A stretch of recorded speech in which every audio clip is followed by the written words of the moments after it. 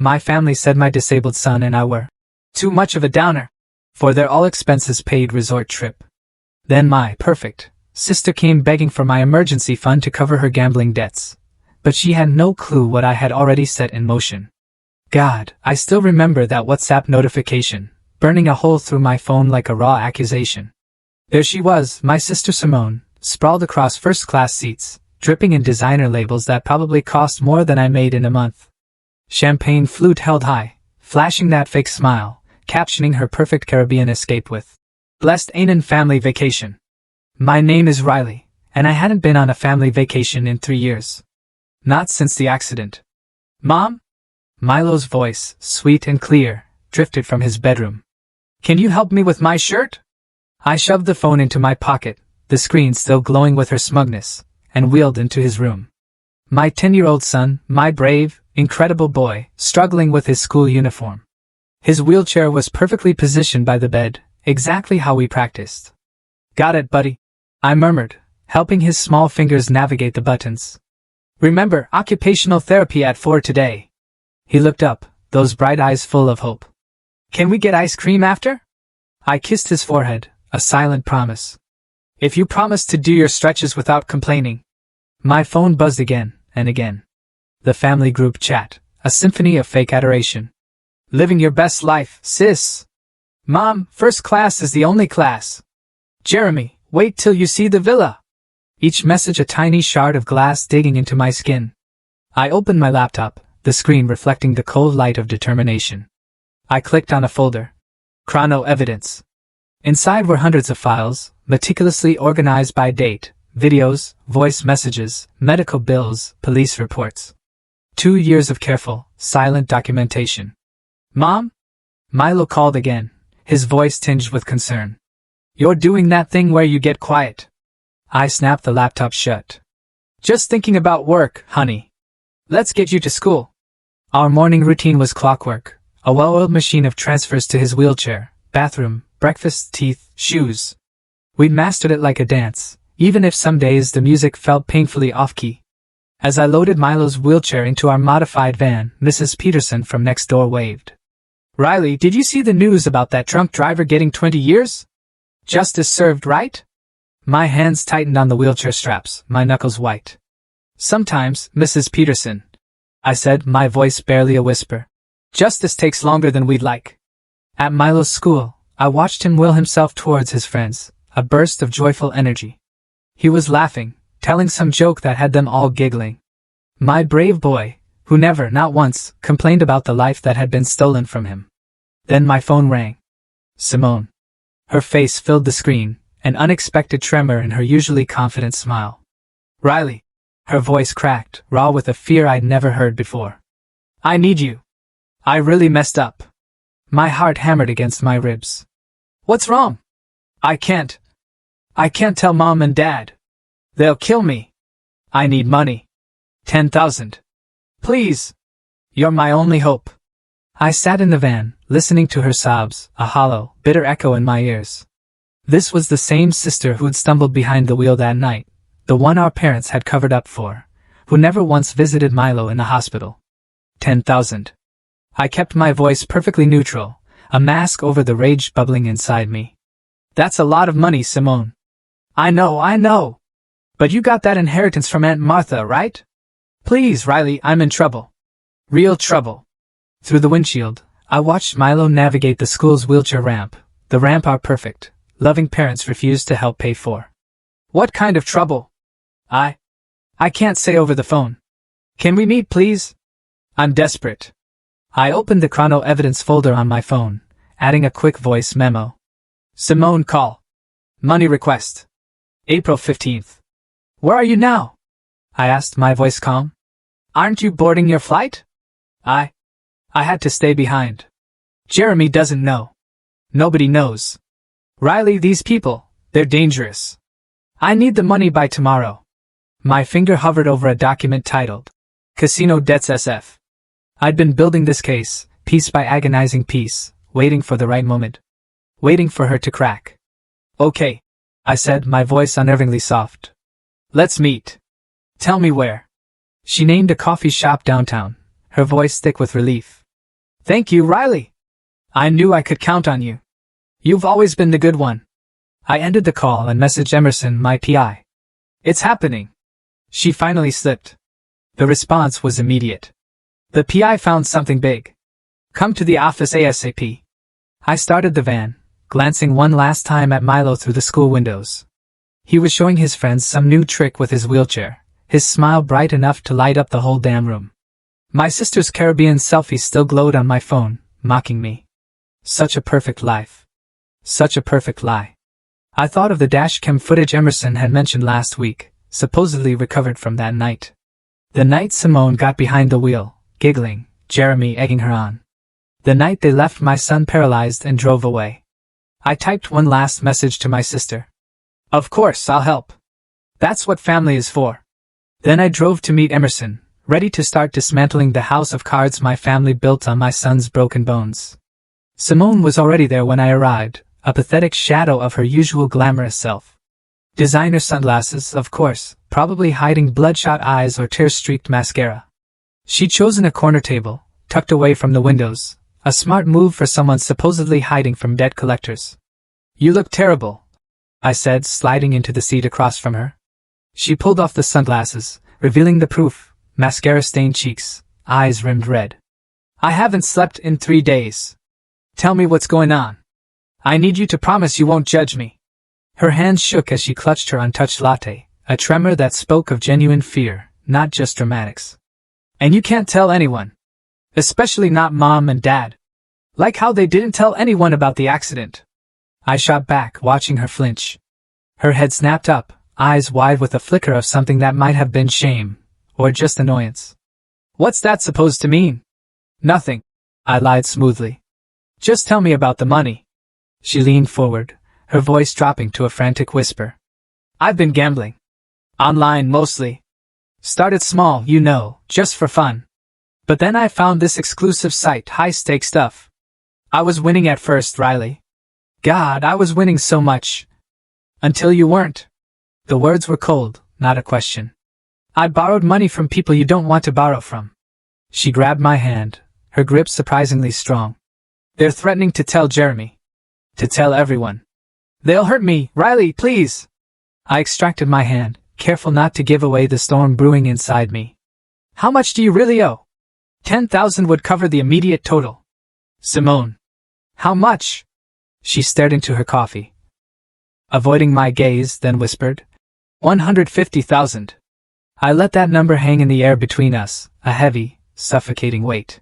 150,000. The exact same amount our parents had offered me to sign that gag order after the accident. The money I'd refused, spitting it back in their faces. Does Jeremy know? No. God, no.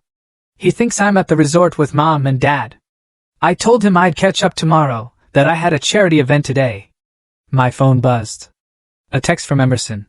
You need to see this footage. No. I need time to think about this. I told Simone, standing up. The inheritance money isn't just sitting in my account. I don't have time. Her voice cracked, tears streaming again. They want the first payment by midnight. Please, Riley. I've never needed anyone like I need you right now. I looked down at her, a bitter smile touching my lips. That's not true, Simone. You needed me the night you got behind the wheel drunk.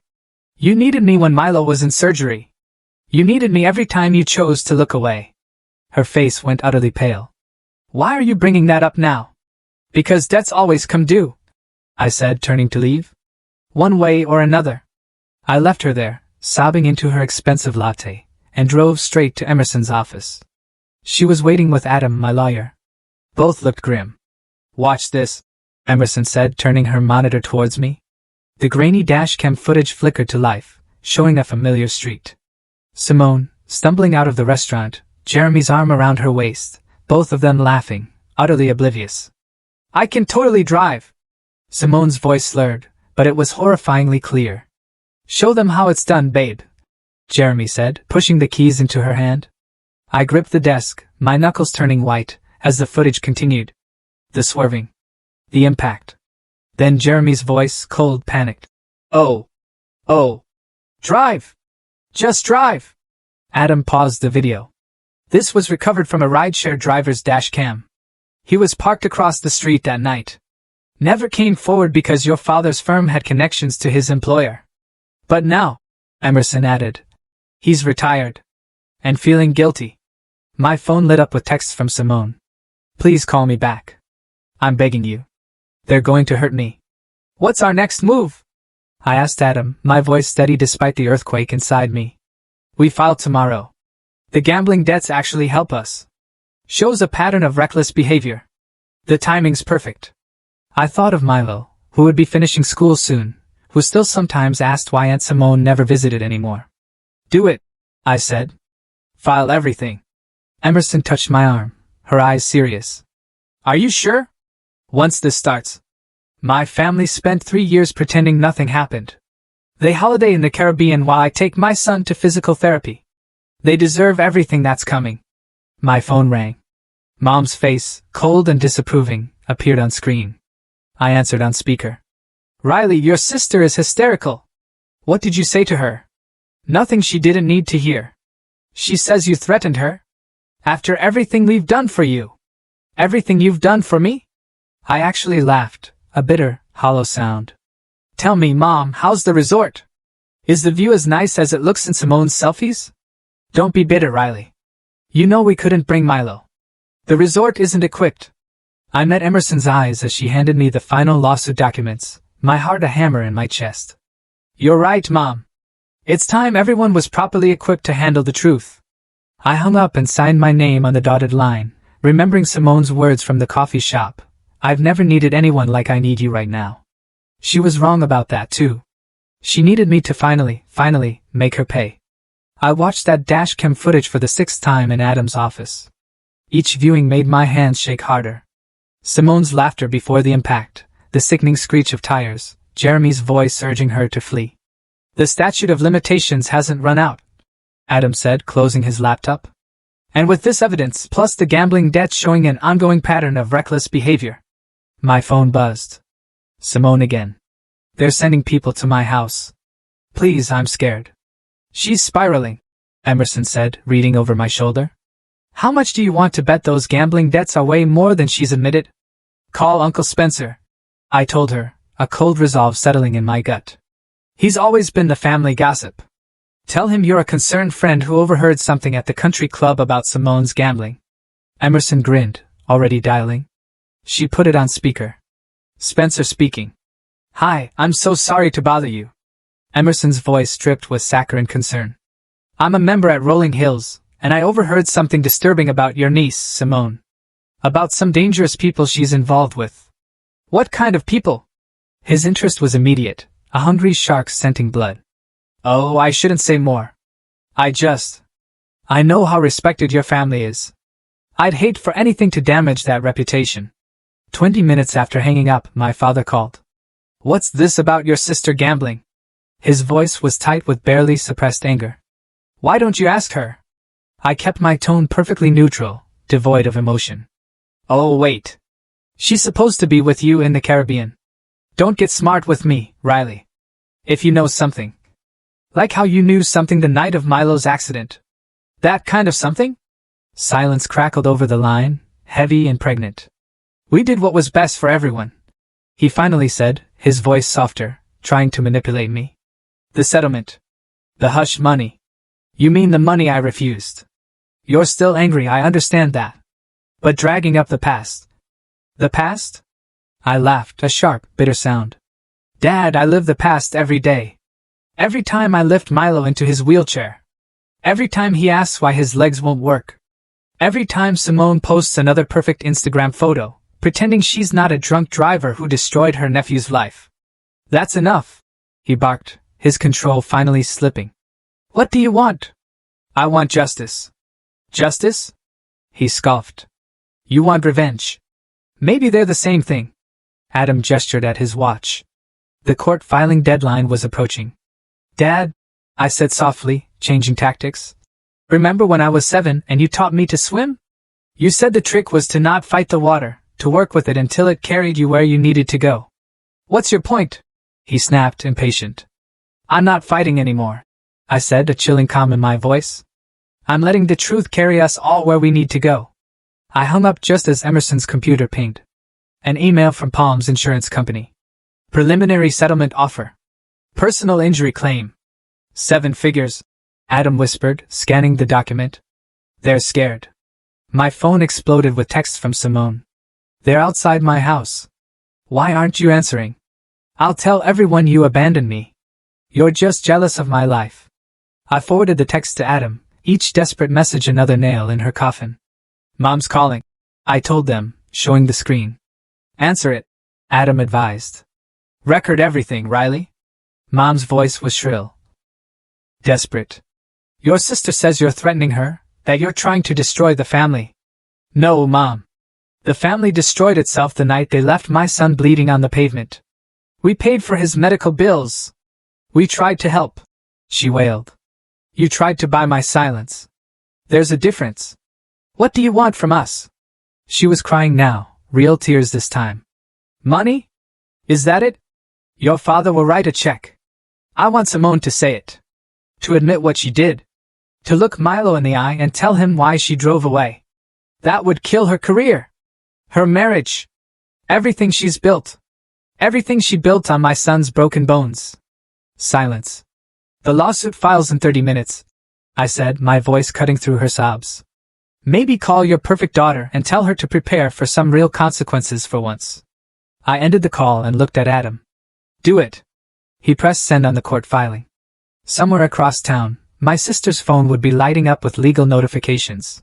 My parents would be getting frantic calls from their lawyers. Jeremy would be wondering why his wife never made it to the Caribbean. What now? Emerson asked. My phone buzzed, one final text from Simone. You were always jealous. Always the victim. I should have driven back and finished the job. I showed the message to Adam, who added it to our file. No. I smiled, a cold, hard smile that reached my eyes. Now we watch it all burn. I might be able to help you, I told Simone over the phone, putting her on speaker while Emerson recorded. She'd been calling nonstop since the lawsuit notification, alternating between threats and desperate pleas. But I need to know exactly what kind of trouble you're in. Hope, raw and trembling, crept into her voice. After everything, family is family, right? That's what Mom always says. God, Riley, thank you. I knew you'd understand. Tell me about the gambling. All of it. She hesitated. It's complicated. Try me.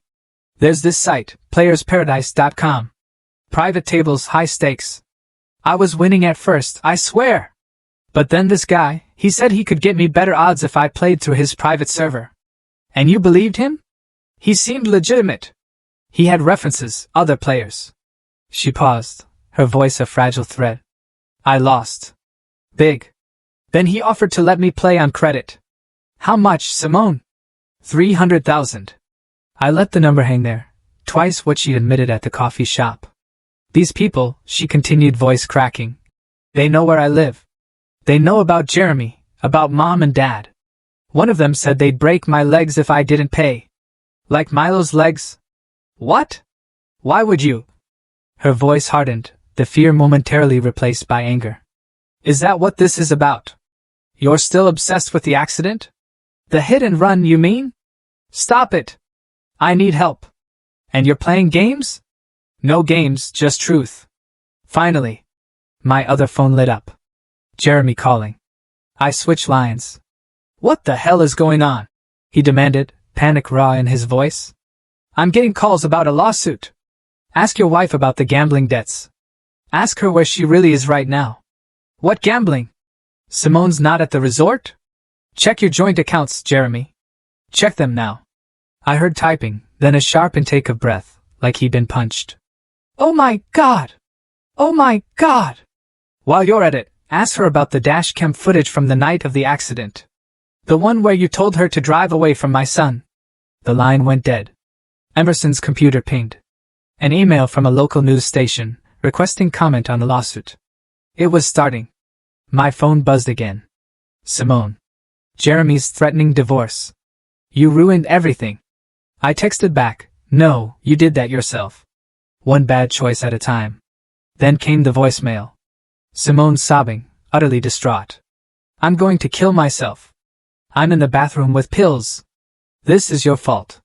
All your fault. I forwarded it to Emerson, who made a quick call. 5 minutes later, she confirmed. Police did a welfare check. She's at Starbucks, very much alive, making a scene. Mom was next. Your sister is having a breakdown in public. Are you happy now? Was I happy when Milo had his breakdown? When he realized he'd never walk again? That's different. You're right, I said, a cold edge to my voice. That was real. The calls kept coming. Uncle Spencer. Do you know what this will do to the family name? Aunt Patricia. Your poor sister. How could you? I blocked them all, one by one, like cutting dead branches from a dying tree. Adam called with updates. The lawsuit was gaining traction. Local news had picked up the story. Social media was buzzing. Then came Simone's Instagram post. A perfectly staged photo of pills scattered across a marble counter. Caption. Goodbye, cruel world. I'm sorry I wasn't perfect enough for some people. Comments flooded in. Stay strong. We love you. Your sister is so toxic. I screenshot everything for the file. Emerson texted. Check Twitter. Simone Fernandez was trending. Her followers were split. Half supporting her victim narrative, half digging up old posts about her luxury lifestyle. Someone had found a video from 3 months ago, Simone, drunk at a charity gala, joking about. That time I totally crashed my car but Daddy fixed it. The dominoes were falling, one by one. My phone lit up with an unknown number. Is this Riley? A man's voice, professional. I'm from TMZ. We'd like to talk about your sister's hit and run incident. No comment, I said, then paused. But you might want to look into playersparadise.com. Ask about their high roller tables. More calls, more messages, more chaos. Finally, a text from Jeremy. I checked the accounts. She emptied everything. Even Milo's trust fund. I smiled. We moved that money months ago, waiting for exactly this. Emerson brought me coffee as we watched Simone's carefully curated world implode in real time. You okay? She asked. I showed her my phone, a photo Milo had just sent from his school's science fair. He was beaming, proudly displaying his first place ribbon. I'm perfect, I said. For the first time in years, everything was exactly how it should be. My phone buzzed one last time. A text from Simone. Please, I'll do anything. I replied, I know. That's the problem. The family estate looked exactly as I remembered it. Pristine lawns, marble columns, suffocating perfection. Mom's text had been clear. Family intervention. 7 p.m. Be there. I wheeled Milo up the newly installed ramp. Funny how they'd managed that just hours after the lawsuit made headlines. You sure about this, buddy? I asked him. He squeezed my hand, his small fingers firm. I'm not scared of them anymore, Mom. Inside, they were all arranged in the formal living room like actors in a bad play. Mom perched on her favorite armchair, Dad standing stiffly behind her. Jeremy slouched in a corner, avoiding everyone's eyes. And Simone, mascara-stained and trembling, sat in the center of the sofa. Riley. Mom stood, her voice brittle. And Milo, we didn't expect. Didn't expect my son at a family meeting? Simone wouldn't look at Milo. She never did. Please sit, Dad gestured, trying to assert control. We need to discuss this situation like adults. I positioned Milo's wheelchair next to me on the Persian rug that probably cost more than his last surgery. Simone, Mom began, her voice dripping with manufactured concern. We're here because we love you. Your gambling addiction. Oh, now it's an addiction? I interrupted, my voice sharp enough to cut glass. Not just her being spirited or living life to the fullest, like when she drove drunk. That's not what this is about. Mom snapped, her face tightening. It's exactly what this is about. I pulled out a manila envelope, the weight of years of silent rage in my hands. Everything's connected. Simone finally spoke, her voice cracking, barely a whisper. What's in there?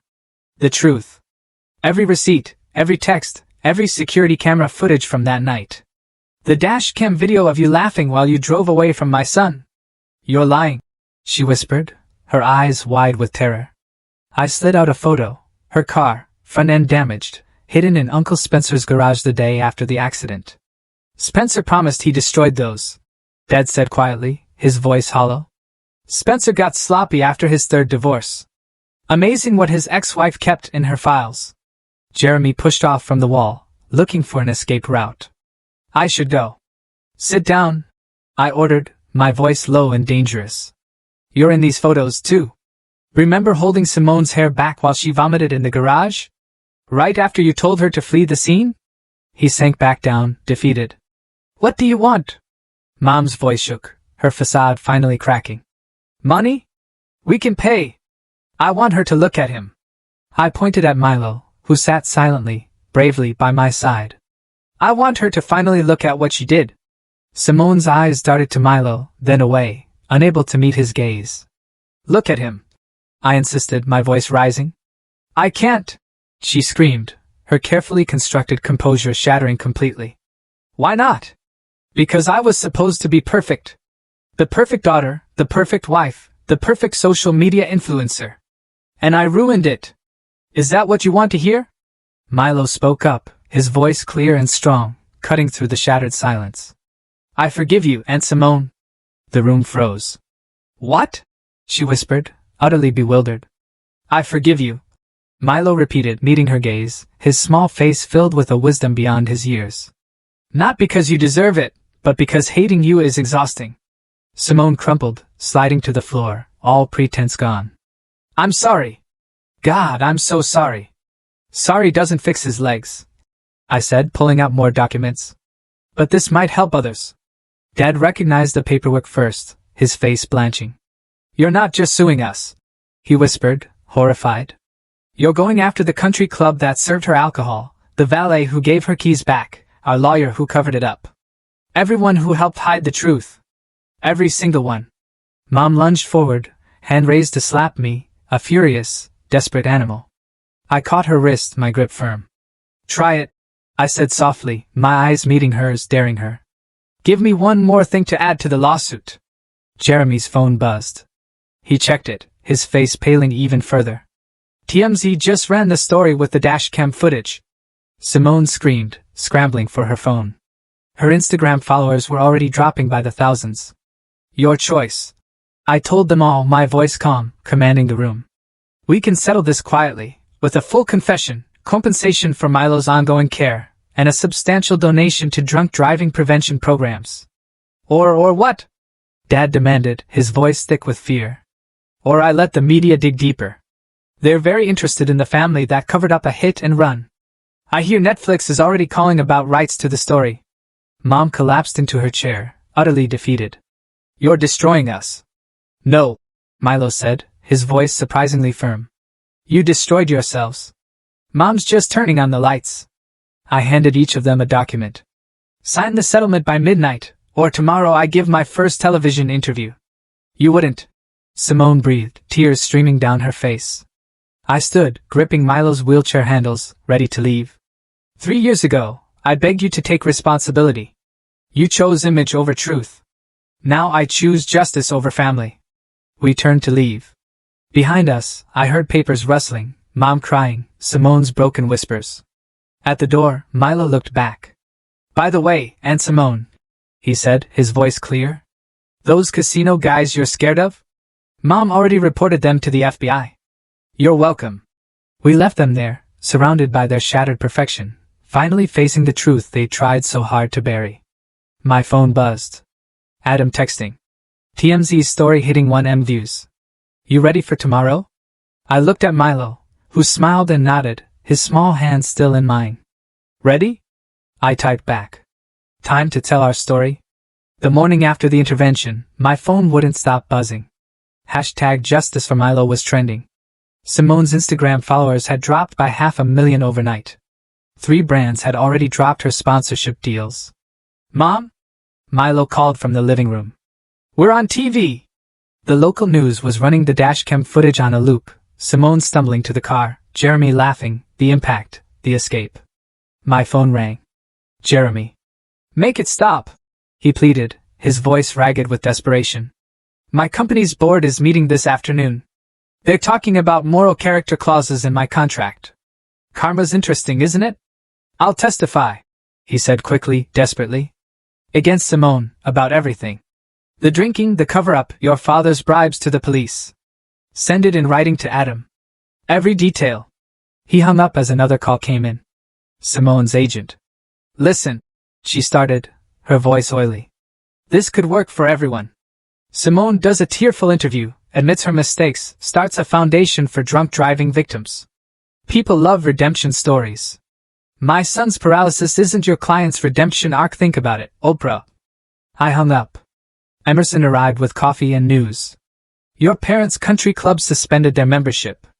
Your dad's law firm partners are calling an emergency meeting. And Simone's being dropped from the hospital charity board. My phone buzzed with a text from Mom. Your father's having chest pains. Are you happy now? I showed Emerson, who snorted. Classic manipulation. Want to bet he's perfectly fine? Mom? Milo wheeled over. Someone's at the door. Through the window, I saw Simone standing on our porch. No makeup, wearing sweatpants. I'd never seen her like this. Stay here, I told Milo, and opened the door. They're going to arrest me, she blurted out, her voice a raw sob. The police reopened the case.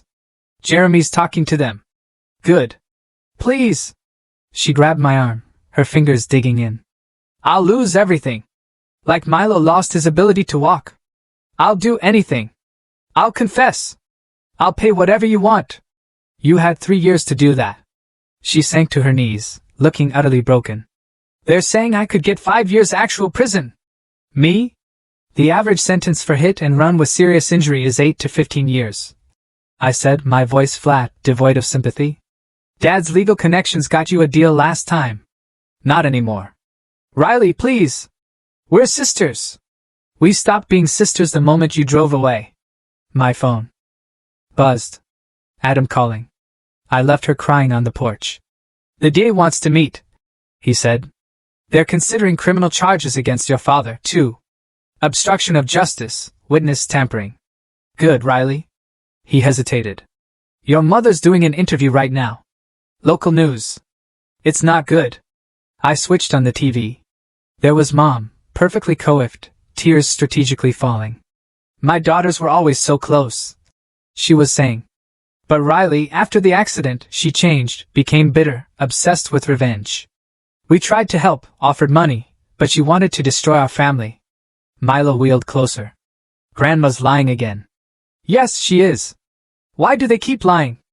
Because the truth hurts more than they can handle. My phone exploded with notifications. Mom's interview was backfiring spectacularly. Social media was shredding her, calling out her victim blaming and manipulation.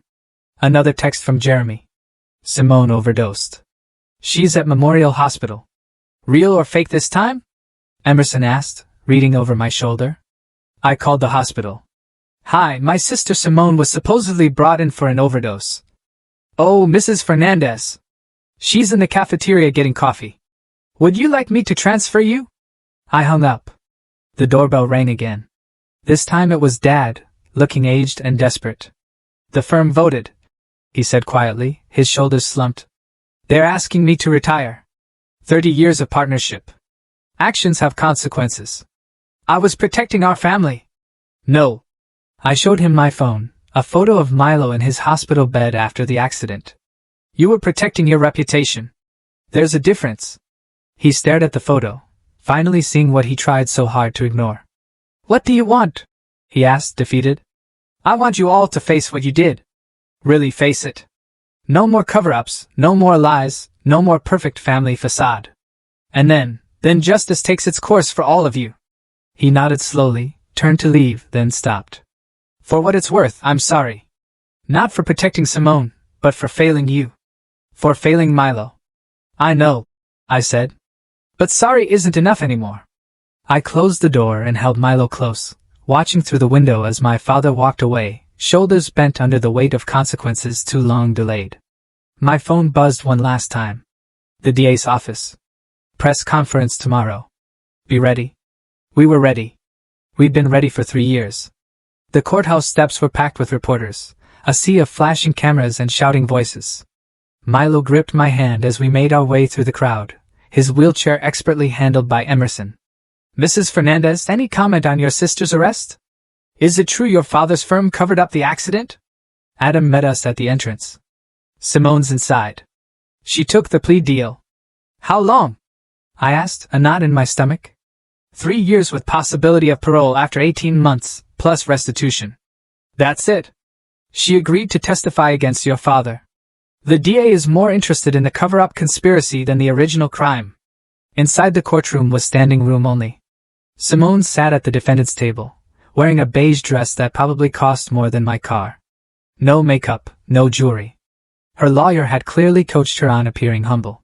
Mom and Dad sat in the front row, both looking utterly shell-shocked. Jeremy was nowhere to be seen. All rise. The judge entered, and the proceedings began. I squeezed Milo's shoulder as Simone approached the podium. Would you please state your name for the record? Simone Marie Fernandez. And you understand the terms of your plea agreement? Yes, Your Honor. Please tell the court in your own words what happened on the night of April 12, 3 years ago. Simone gripped the podium, her knuckles white. I was drinking at Lamian restaurant, celebrating a new sponsorship deal. I had too much champagne. Jeremy and I were arguing about who should drive, and then I got behind the wheel. Jeremy was encouraging me, saying I was fine. We were both so stupid. She wiped her eyes, a performance for the court, but perhaps a tiny sliver of truth. I didn't see the kid on his bike until it was too late. The kid has a name, I said loudly, unable to hold back. The judge looked at me. Ma'am, please. His name is Milo. Simone continued, her voice shaking, barely audible. My nephew. I hit him and I drove away. Jeremy told me to keep driving. Said Dad would fix everything. And he did. They all did. They helped me hide what I'd done. The courtroom buzzed with whispers as she detailed the subsequent cover-up. Dad paid off the investigating officer. Mom convinced Riley to keep quiet, offered her money. Uncle Spencer hid my car. Everyone knew, but no one said anything. Why come forward now?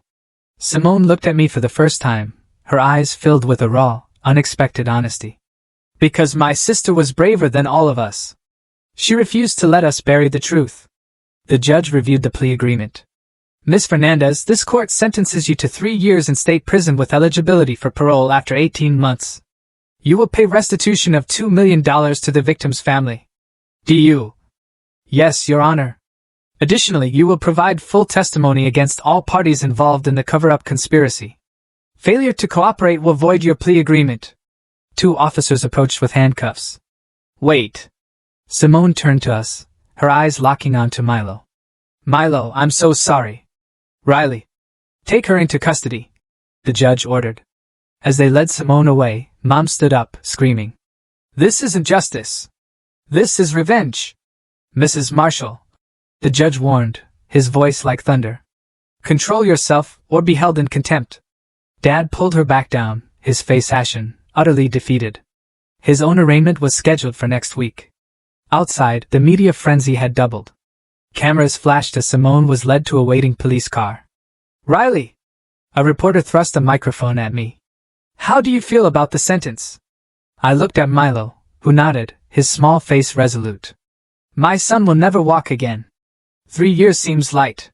But this was never about punishment. It was about truth. No more lies. No more cover-ups. And your parents? Will you support their prosecution? Actions have consequences, I said, meeting the camera's gaze unflinchingly. Even for the rich and powerful. Emerson helped us navigate through the crowd to our van. As we pulled away, I saw Mom crying on the courthouse steps, Dad trying to shield her from the cameras, their perfect world utterly shattered. Mom? Milo asked quietly. Are you okay? I touched his cheek. I'm perfect, buddy. How about ice cream? Can we get some for Aunt Simone? My throat tightened. For when she's allowed visitors? Yeah, we can do that. My phone buzzed. A text from Jeremy. Turning myself in tomorrow. Milo deserves the whole truth. I'm sorry it took so long. Then from Dad. The firm's internal investigation found evidence of other cover-ups. I'm cooperating fully. You were right. It's time for truth. Emerson showed me her phone. Simone's perky social media empire had been replaced with a single post. 3 years ago, I made the worst mistake of my life. Then I made it worse by hiding it. To my nephew Milo, I'm finally facing what I did. I hope someday you can forgive me. To my sister Riley, thank you for being strong enough to break our family's cycle of lies. At the ice cream shop, Milo got chocolate with extra sprinkles, a bright, triumphant smile on his face. As he ate, a young mother approached our table, her eyes filled with a quiet gratitude. Are you Riley? I saw you on the news. My brother was hit by a drunk driver last year. Thank you for fighting. Thank you for showing us that the truth matters. I watched her walk away, then looked at my son, my brave, beautiful boy, who had taught me that justice doesn't always roar. Sometimes it just quietly insists on being heard. The moving truck pulled away from our new house, leaving Milo and me standing in the driveway. Single story, wheelchair accessible, with a garden out back. Everything we needed, nothing we didn't. Ready to see your room? I asked, a lightness in my voice I hadn't felt in years. Race you there? He wheeled ahead, expertly navigating the wide hallways we'd specifically designed. My phone buzzed. Emerson, sending a news update. Dad's sentencing was complete, 18 months for conspiracy and obstruction. Mom got probation and community service. The family's reputation was in tatters, but at least the truth was finally out. Mom. Milo called. There is a letter. On his new desk sat a cream-colored envelope. Prison stationery. Want me to read it? I asked. He nodded. Dear Milo. I began, my voice soft. The prison library has a program where we read to kids at the children's hospital. Kids like you were after the accident. Every time I read to them, I think about what I took from you. What my cowardice cost our family. The doorbell rang. Emerson stood there with a box of pizza and a folder. The foundation paperwork is ready, she said, following us to the kitchen. Just need your signature to make it official. I signed where she pointed. The Milo Marshall Foundation for Accident Victims was now real. Did you tell him about the first recipient? She asked. Milo looked up from his pizza, eyes wide. Tell me what? I pulled out my phone, showing him the application. Remember Tommy from your physical therapy group? His family is struggling with medical bills. We're going to help them. His eyes lit up, a brilliant spark of joy. Really? Can I tell him? It's your foundation, buddy. You can do whatever you want. My phone buzzed again. A text from Jeremy. The divorce is final. Signed over my half of everything to Milo's foundation. It's not enough, but it's a start. Another message popped up. Mom. The country club board meeting went as expected. They're renaming the annual charity gala. It's now the Milo Marshall Benefit for Accident Survivors. I showed Emerson, who snorted. Amazing how generous people get when their reputations are at stake. As long as the money helps someone. I said, I don't care why they give it. Milo wheeled to the window overlooking his garden. Can we plant those special flowers? The ones that bloom at night? Moon flowers? Sure. Aunt Simone used to have those, he said quietly. Remember, in her fancy garden? I knelt beside his wheelchair. Do you want to visit her? He nodded. She writes me every week. Her letters aren't fake anymore. They're real. Like this house, I said, pulling him into a hug. No more pretending. No more perfect facades. The doorbell rang again. This time it was Adam, carrying files. Final paperwork from the civil suit, he said. The insurance company paid out everything. Your parents' firm is settling. Even the restaurant where Simone was drinking that night. Good, I said. It all goes to the foundation. Mom. Milo called from his room. Can you help me hang this? He held up a framed photo. Our old family portrait from before the accident. Everyone's smiling. Perfect. Fake. Are you sure that's the one you want? He shook his head and pulled out another photo. Him and me at his science fair. Both grinning real grins, his wheelchair visible and unashamed. This is better, he said. This is true. My phone lit up with a final text from Simone. My cellmate's daughter is paralyzed. I'm teaching her mom about resources. Support groups. Everything I should have learned from Milo. Thank you for making me face this, for making me better. I deleted the message without responding. Some bridges take longer to rebuild. Hey Mom. Milo called. Can we order one of those special gaming chairs? The kind that lets me play basketball in virtual reality? Already did. Should be here next week. I smiled, watching his face light up. Our new house is perfect. Not perfect. I corrected. Real. There's a difference. Emerson helped us unpack boxes while Adam sorted paperwork. Outside, the moving truck had left tracks in our new driveway. Marks that would fade with time, like all scars do. My phone buzzed one last time. A message from an unknown number. Saw your story online. My brother's drunk driving case got buried by rich lawyers. Can you help? I showed it to Adam, who nodded. The Foundation's legal aid program starts next month. I typed back. Yes, truth matters. Justice matters. Let's talk. Milo wheeled over with his science homework. Mom, will you help me with my project?